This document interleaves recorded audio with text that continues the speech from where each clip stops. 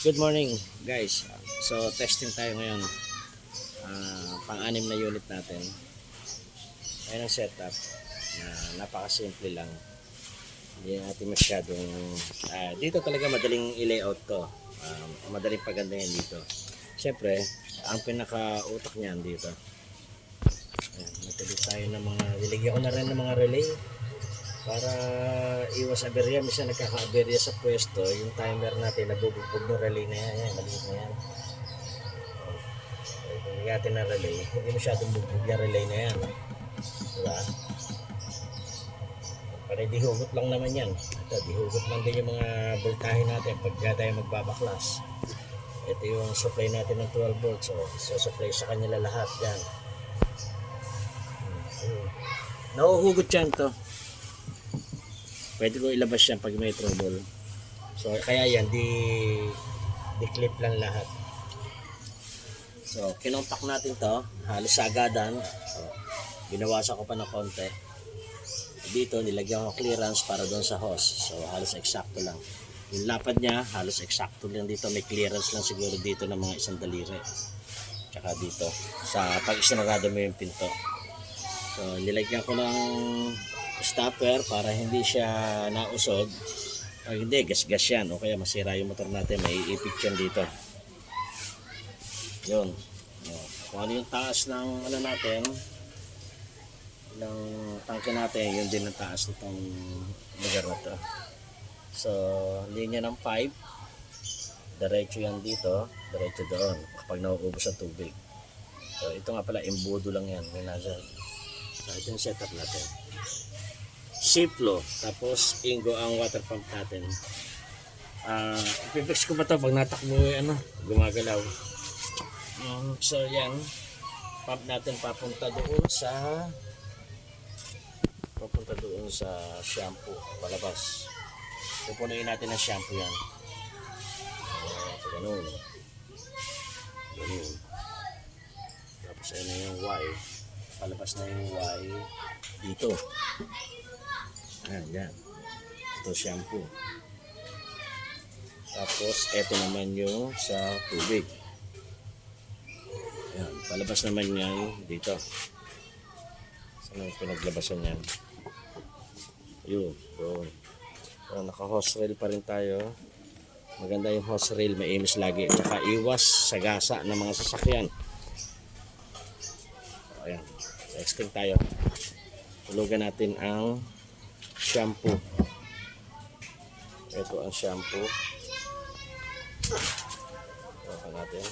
Ulit tayo shampoo.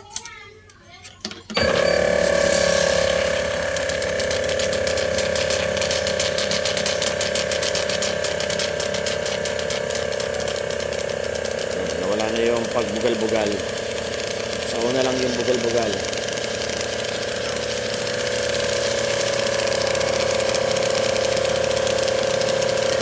Maganda tumakbo.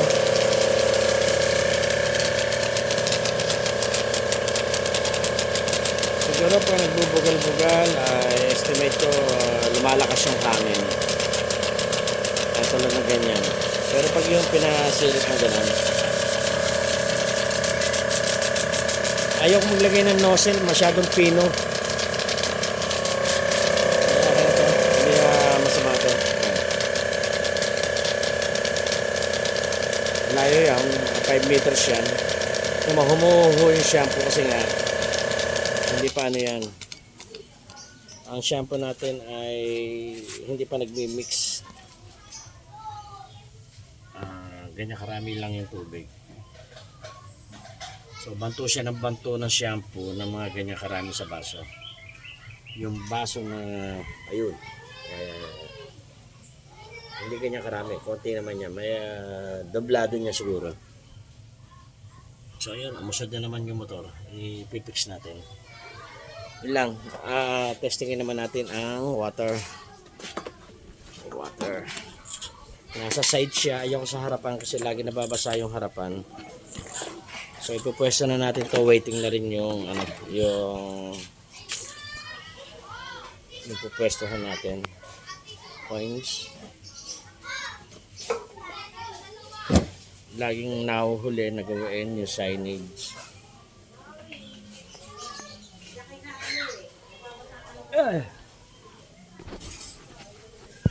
So, hulog tayo sa sabon.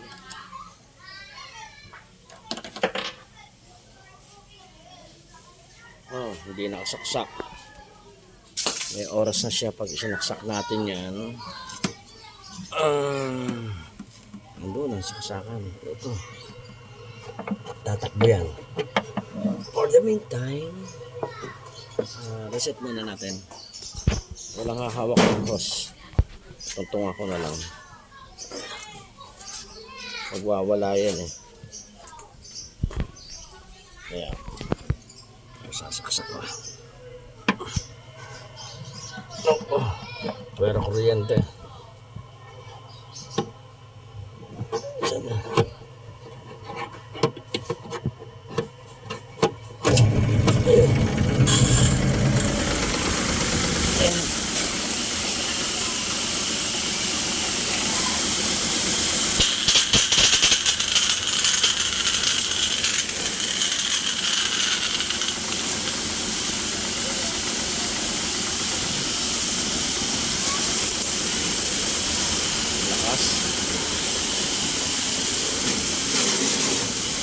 Yan pa yung ginagawa natin, no? Dalawa pa ang pwesto.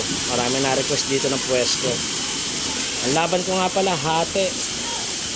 Ay siya, kanila kuryente, kanila tubig. Pag kumita tayo ng 4,000, tigala 1,000. Pag 10,000, tigil 5,000. Ayun, ganun nga. Ayos na yun. Hindi pwedeng lamang tayo. Kanila lahat ang kuryente at ano yun. Pero panalo na sila doon, may kita na sila doon. Kung kita tayo ng ng 10,000 hati, siguro meron silang expenses doon na 3,000. So kita pa rin sila ng 2,000.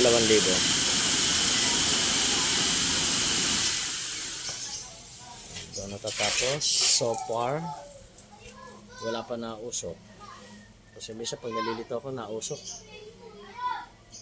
Alam mo, pagkalito ko lang, yung testing ako, na ipapasok ko sa butas to, sa plywood. Pag didikitin ko yan 2 wire, tapos magte-tester ako, checking ko. Pag hulog ko rito, magkadikit yung 2. Usok. Ito, kalimitan tinatamaan, pero hindi naman nasisira ang timer. So, yun lang. Doon lang ako na titimang pag yung checking ko na. Ang masama, yung 220 ang magdikit.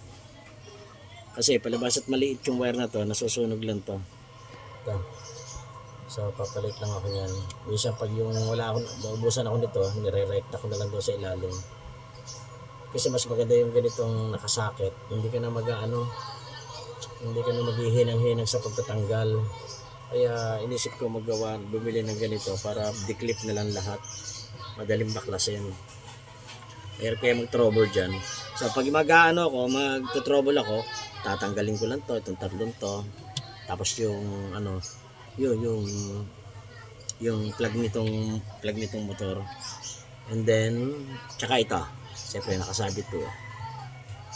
Tsaka yung mga power supply na nandito dito, yung mga supply niya. Power supply nito, power supply nito. Yeah, power supply niyan. So hugot na yan. So madali na i-troubleshoot. Yun lang. So far, kailangan ko na lang i-fix itong mga to para sa So magte-testing ako mamaya sa labas. Papahugas ako doon sa mga tricycle dito. As usual, libre kayo maghuhugas doon sa labas. So madali na ilabas to. May trolley naman. So ubusin ko lang sa kalilinis ng tubig dito para medyo magaang. Papatayin ko na yung grate ko.